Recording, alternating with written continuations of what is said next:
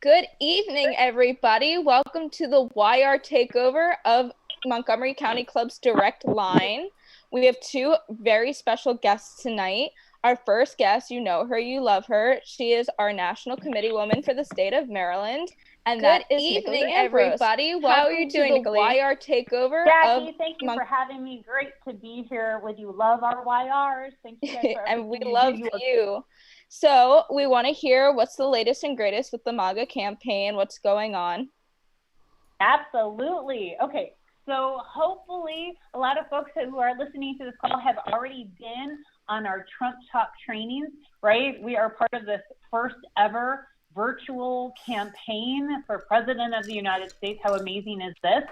And guess what? I know, historically in Maryland, people kind of wrote us off, but we have been changing that like crazy, from them funding field offices for us in Maryland in 2018 to they want us to literally use Trump Talk to call into Maryland in May to make sure people know how to vote and get their ballots in. And so we will be making phone calls like crazy. We need your help to call into our own state to make sure people figure out how to get their ballots in, make sure they've gotten it in the mail, what the process is for it, everything related to making sure they vote. And part of this is we just want to make sure our machine is well oiled and greased and make sure we get all the votes in from Donald J. Trump at the top of the ballot all the way down. And then in a little bit, I want to talk to you a little bit more about Maryland, but I want to cover a few more things at the national level. So what we are looking to do is we had about 150 registrants for our first Trump training back in Baltimore County. And then we were planning to have regional trainings. We had to move all the subsequent ones to online. We are going to have a YRCR training with the RNC's youth director in May. So we're hoping to schedule that right after finals end and before our May convention, because that window in May is going to be so critical to getting calls made. The other thing we can do is the YRNF, Young Republican National Federation, which I'm so proud to have been a previous chairman of. They are going to be making 90,000 calls into Maryland. So Maryland YRs, yes, but other YRs too, to help check on seniors and reach out and check in on ballots. And we're going to also incorporate that data to hopefully just make our numbers stronger and figure out how we can best support folks and make sure they know the Republican Party is there for them. So that is coming, and I invite you to participate in that and then continue on with Trump Talk into Maryland. Now, after that, here's the deal. I might sound like a broken record, but I want to make sure everyone knows. Our original plan was we said, well, any time you can give us, we will take. We are grateful for it. But we've asked folks to, if you can either achieve these benchmarks of making 2,500 calls by November's election, or if you can door knock for 4 days in Pennsylvania, but then we said, give us 4 days in Maryland too. So we're going to have to see if we're going to be allowed to door knock. I'm going to make sure people who make those numbers get a very special thank you gift in the fall. And if you really overachieve and are one of the top 3 in the state, we're going to make sure you get an incredibly special, unique thank you gift. So we're working on that. I was also asked to give a little background as to, how some of this has come about at the RNC level. Because as your national committee woman, I'm one of 3 votes, right, that represents the state of Maryland. There are 168 of us, the 50 states plus 6 territories, that vote on these things and weigh in. And, for example, just to give background on these things, I had to spend, I'd say a solid 6 months plus just pounding the pavement to get those 2018 field offices. And, had to initially work through chairman, Ronna Romney McDaniel, who is a great supporter of Maryland, and she gets it, and she was very supportive. But then we had to work it through at the staff and the legal levels and to implement it and make sure it happened. So it took a lot of diligence. Another thing that's really important to know about how the RNC functions is half of us are members of what's called the Conservative Steering Committee, and I am on the Conservative Steering Committee. And it's really critical because we work really diligently to kind of advise and run things like the resolutions committee to help protect and guide the Republican platform, which we're also proud of. And there's been a very concerted effort to go against that, as many of you probably know. And so, in a great issue, I just want to give an example of tonight that we've also worked on. I'm also on the Faith Advisory Board for the RNC, is the culture of life issue. And that has been an issue that we need to really kind of more assertively pursue. The left has given us an amazing gift of getting so radical and so extreme, whether it's Governor Northam talking about killing babies in front of him on radio and by videotape, or whether it's, some of these radical bills also out of Virginia and New York. And I think it's important. And here in Maryland, we were so lucky a bill was dropped this session. And thank God the previous year, we stopped assisted suicide.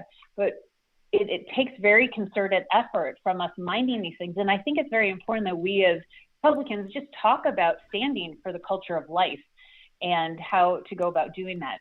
And I'm proud just to give you examples of how great the RNC has been on these issues, because we have members who are persistent on this. I was able to convince the RNC, and they worked with me. We hosted the first ever reception in advance of the National Prayer Breakfast, kind of in early February before the virus stuff went crazy. So they were very excited to do that, hadn't thought to do it before, but it's wonderful that they take these ideas to push these critical issues that we care about. So I kind of wanted to share that some of that happens at the national level. We don't see it here in the state of Maryland, but critical things happening there. And at the same time, they're clearly very proud of the work we're doing here in Maryland, because not only are they funding field offices, but my gosh, they're tremendous supporters. And I have to thank President Trump for endorsing me last Friday. So that was really that's exciting. an incredible, very exciting endorsement. Yeah, congratulations. Thank you. I have to tell you, I never expected to be endorsed by the president. You're growing up as a little girl, you're like, you don't ever think, oh my gosh. Have you added that to your resume, like endorsed by President of the United States? I have to have like a stamp of approval. So exciting. I can't say I ever imagined that in a million years, but it was such an honor and very exciting. And I have to tell you, they're just proud of what we're doing here, because whether it was, we're now the template for how they're doing these statewide calls in each state with a national campaign. And we did it first in Maryland here in March, and then how we did our targeted state training to help train people to have the latest skills to help in a targeted state just across the border, and then bring those skills back home. So they're loving all the stuff we're putting out. So we just have to keep going and setting this gold standard example. And before you know it, we're going to be red, because we've already turned purple. We are on the way to red. So it's amazing. I was looking the other day, we have a couple of targeted ads out there for the Republican Club. And we've seen, I read a comment the other day of someone who said, oh, well, yeah, all three of us. I'm like, well, no, really. I mean, we are out there. If you look at our page likes, they're growing every day. We are out there, and we are strong, and we are vocal, and we are a community. And Nicola, you've gone such a long way in fostering that community and getting people. Well, the key thing we all know is it's a team. There's no one person that can do any of this stuff. But, I go by the mantra, if you build it, they will come. We have to start somewhere, where we have to try. And so, right now we have you guys being these amazing YRs representing us so beautifully and working so hard, really setting the example on door knocking, and just taking the mantle and running with it. I'm so proud of you guys. And which leads us to Maryland in 2020, where we have all these great municipal races, Board of Education races, and we've asked people, hone your skills at the national level, do Trump talk. If we can knock, we'll knock, but then help us for a minimum. Everyone give us 4 days of knocking if we can get back to that, and to win some of these municipal races.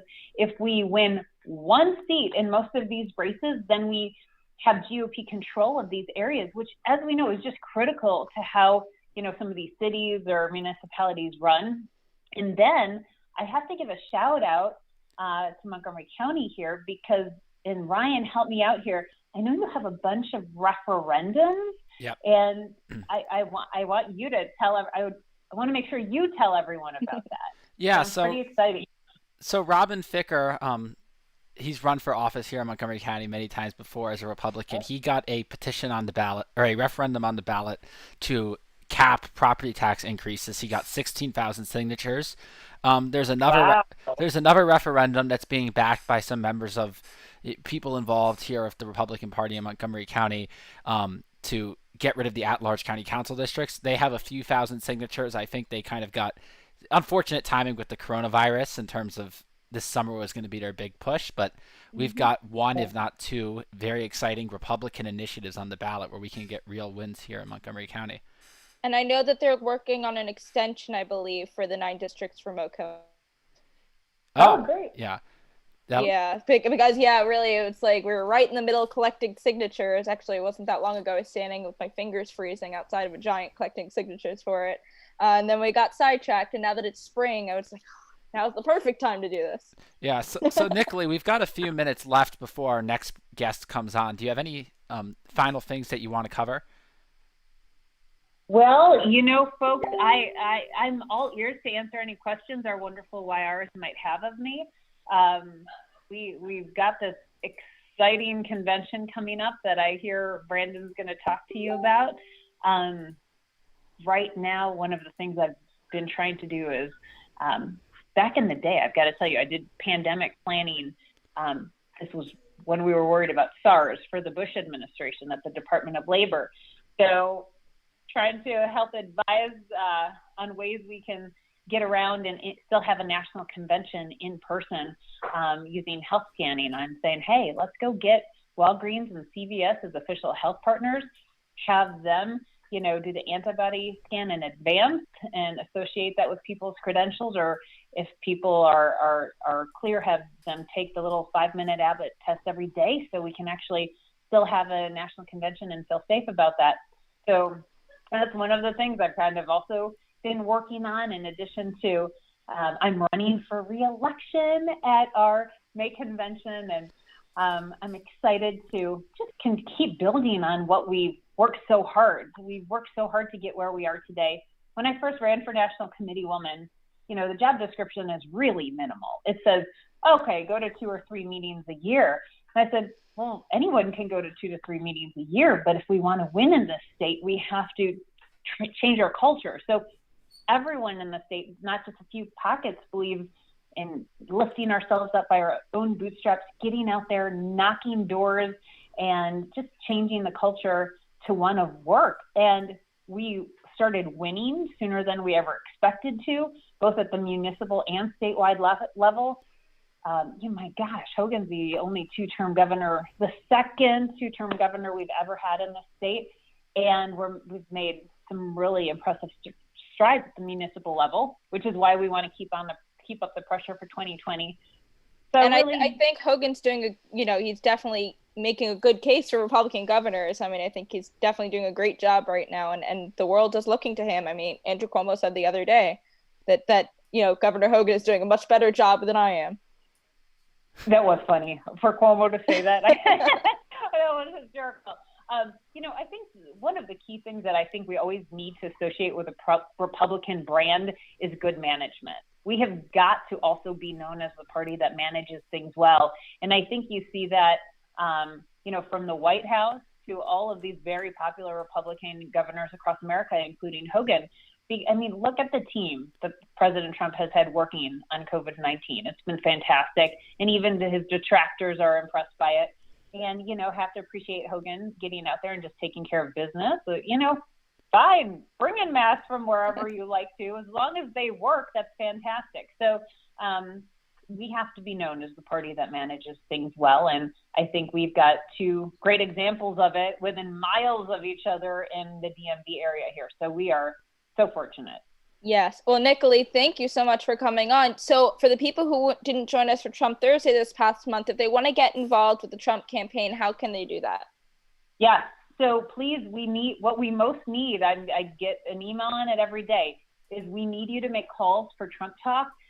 We will be calling into Maryland to make sure we have a Maryland script once the ballots drop, to make sure people know how to vote and make sure they have their ballots.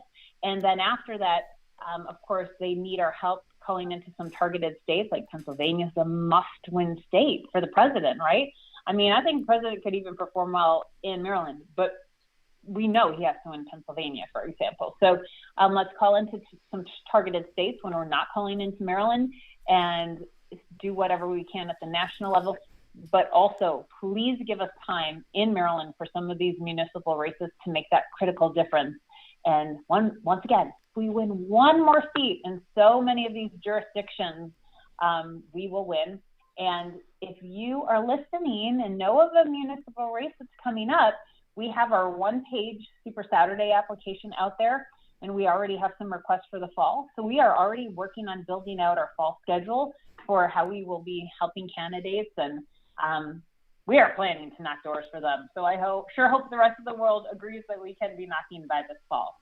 Absolutely. So you can all go and check out the Maryland GOP's website to get more information on that, find your application, reach out to Nicolene.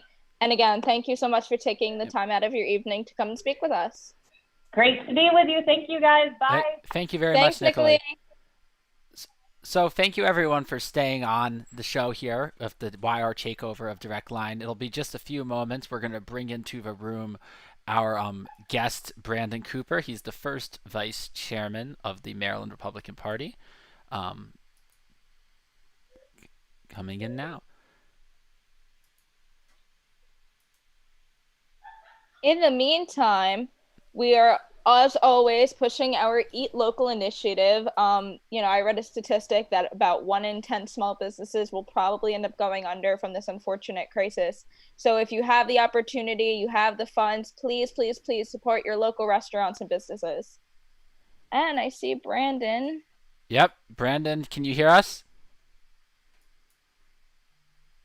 Yep, connecting to audio. All right. I think he should be able to hear us now. Brandon, can you hear us? Maybe. Hi. Hi. Hey, Jackie and Ryan, can you hear me? Yeah, we can hear you. Can you hear us? Can you hear me now? We can hear you. I hear you. Oh, perfect. Let's see. Okay, you hear us perfect, Brandon. Welcome. We said this before you got on, but this is Brandon Cooper for everyone who doesn't know him. He's the first vice chairman of the Maryland Republican Party. Brandon, thank you for joining the YR Takeover of the MCGOP Club Direct Line. Hey, glad to be here, fellow YR. Fellow YR, probably the funniest roaster from last year's roast. Oh, thank you. That hopefully happens again this year. Hopefully so. I got some jokes lined up for former Governor Bob Ehrlich. Ready for it. Yeah, I think my brother's going to move his engagement party, so I might actually be able to go. Oh, all right. Priorities, So, Brandon, we brought you on to talk a little bit about what's going on with the state party right now, what you can tell us about the convention, with everything so up in the air with COVID-19. So what's happening right now? Exactly. So twice a year, Central Committee members from across the state, we have about 300 of them, come together for our annual spring and fall convention. Unfortunately, this pandemic that the president and our governor, as you mentioned, is leading very strongly and responding to is impacting our plans. And so Chairman Dirk Hare announced, I think last week, that we would have to go to a virtual convention. Our convention is on May 16th. Usually it's Friday and Saturday, the 15th and 16th. But today now it's moving to Saturday, May the 16th. And it's the first time we've ever done a virtual convention. And as Nicolene was saying earlier, we do have some important business to take care of. Election of our national committee, women and man, and also our delegates to the national convention for Donald J. Trump. And so that show must go on. And so I want to give a shout out to our amazing executive director, Corinne Frank, deputy director, Jason, and the whole tech committee for really, in a matter of weeks, putting together what I think is going to be a phenomenal virtual convention for the first time in the state party. Hopefully not a repeat of what happened in Iowa with their caucus fiasco, but I have confidence in our leadership here in the state that it's going to go out without a hitch. Yeah, I'm really looking forward to it. And being on those tech committee calls, I like to open up with, I hope we can at least do this better than Robbie Muck. So You know, There you go. You know, yeah, but pretty low bar. beyond the virtual convention, I know you've been doing a lot during your time as first vice chair of our municipal and lower level races. Are there any races that you'd like to highlight or talk about, or different ways that people can still stay involved during the time where they're at home? Definitely. There's one that I've been particularly interested in, and that's taking place in Washington County, the Hagerstown town council race. And so, you know, everybody traditionally thinks of Western Maryland as pretty red, but when it comes to the urban areas, unfortunately, there's a little blend of blue. We currently have some of the seats on the city council where we're trying to get a commanding hold of it. So there's some great candidates running up there that we're working with the state party and supporting.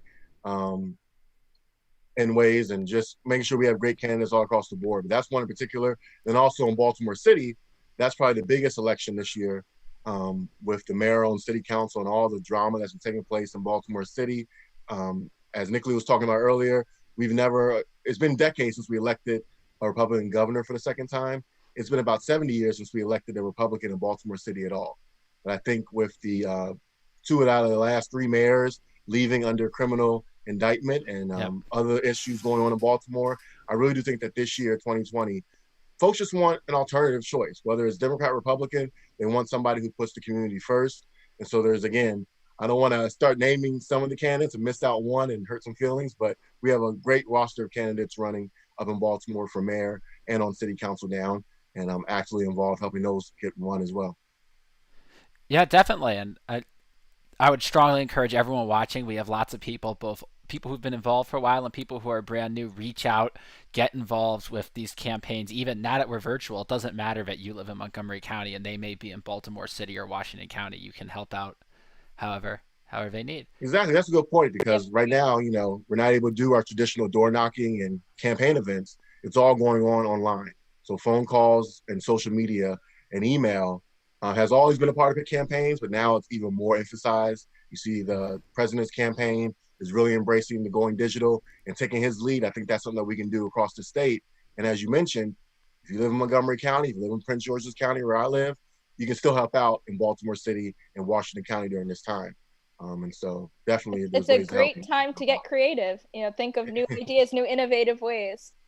That is the thing. I've worked at the RNC. I worked at numerous campaigns across the state over the last 10 years. And this election cycle is just about creativity. I told someone, we were on a campaign call a few weeks ago for a candidate in Baltimore City. And I told the volunteers on there, you know, I know it's your first time working on a campaign, but you picked the best time to do it because the rule book is thrown out the window at this point. Mm-hmm. And so you were learning just like we are. And it's really a time to be creative and come out with new ways to reach voters without leaving your house until the stay-at-home order is released. Cool. So switching topics a little bit. So I know that recently Chairman Hare also announced the Maryland Strong campaign, Maryland GOP Strong. What other ways can we as Republicans get involved with helping out in the community? I know we talk about our Eat Local initiative all the time, but what other ways are we collecting donations? How can we help out in the community? I mean, that's a great way. I mean, we have, again, elected officials from the governor to the General Assembly. I was just talking with Bowie City Council member Roxy Indamanu about what they're doing in Bowie. There's ways that elected officials can help out, but also activists as ourselves, what we can do to try to make a difference. As Dirk was talking about, giving business to local businesses right now that are kind of hurting. Again, this stay-at-home order is needed. We're thankful for the leadership that's going on. We also have to realize that it's not just jobs are on the line. People's livelihoods, people who's built and started small businesses are now facing the most difficult time in their lives right now, trying to hold on to their life's work. It may take years to build a business, but it can go away in a few months when you don't have any customers coming in. And so I think what Chairman Dirk was talking about and making sure that while you're cooking at home and, you know, doing things that way, don't forget to do takeout once or twice a week to keep those businesses in shape so that when we do get past this, and I know we will, we're able to go back to these businesses that we've always patroned for so long. And so I think that's one key way, looking out for your neighbors, finding out ways that your coworkers or anyone else who may be in need, particularly in my job, I work at a law firm actually in Montgomery County. I know that some of our coworkers have been picking up groceries for some of the more older workers at our firm. And so I thought that was just, again, just creative ways to help out. And it's really showing during this time of tragedy that we can be a lifeline to those in our community. So I think there's many ways to help out. I know not just the state party, but central committees across the state are doing things, kind of in Dirk's footprint as far as MD cares and stuff like that. So there's so many ways to help out, and we're going to need it because it's not the peak yet. I think I was listening to the press conference from the president earlier. They're expecting the peak in different parts of the country to happen between end of April, May, and early June. So this is still not the worst and not over yet, but we'll make it through, I'm sure. Absolutely. Yep. And I know you mentioned it, but I want to give another shout out to Chairman Hare for the great initiative he's taken. And I mean, really being very generous to local businesses where he's from in Anne Arundel County and helping to support people who are really struggling. I mean, you alluded to it. It takes years and a lot of capital to start a business. And every single week that we remain closed, it seems it gets worse and worse. And it's a cascading effect the longer you go without customers and the strain it puts on businesses. So go out there, support your local restaurants, support your local shops and businesses. I did that earlier today for sure. So what else do you want to tell us? What else have you been up to while you've been stuck at home? I know. I mean, mainly it's just the campaigns that we have going on. We have the 7th Congressional District of Kim Klacik coming up. I think election. My days are starting to lose track being, the stay-at-home order, but coming up very soon. And so that's one thing that we're really focused on. Again, I think Baltimore is a year for change this year. And so we're going to see some demanding things happen. Talking about the Hagerstown races, city council candidates and mayoral candidates out there and helping around right now. Also party building. I said, we have, as Nicolai talked about, Maryland's not often on the map for presidential elections, at least not since 1990, I think 88 or 92, 88 when Bush Sr. won the state. And so ever since then it's been kind of written off, but I don't write off anything. I'm a Prince George's County resident. And so I have the spirit of fighting in tough blue areas just by nature. And so I definitely want to see us build a strong organization. I know Congressman Andy Harris and Dave Bosty are co-chairs of Trump's campaign. So they have some amazing things lined up for the year and just helping out all the way up and down. We got the president to reelect and there's ways we can help during this digital time to get his message out. Even if you don't live in the battleground states, we can still do our part to help it get done. So we're trying to help out all ways we can do. So we figured something fun to talk about because, of course, we young people love to talk about drama. There was a little bit of drama in the state that came up with Len Foxwell this week. So we wanted to get your take on that. I've heard, Republicans supposedly agreeing that he did nothing wrong. I've heard the complete opposite. We want to get your take on that.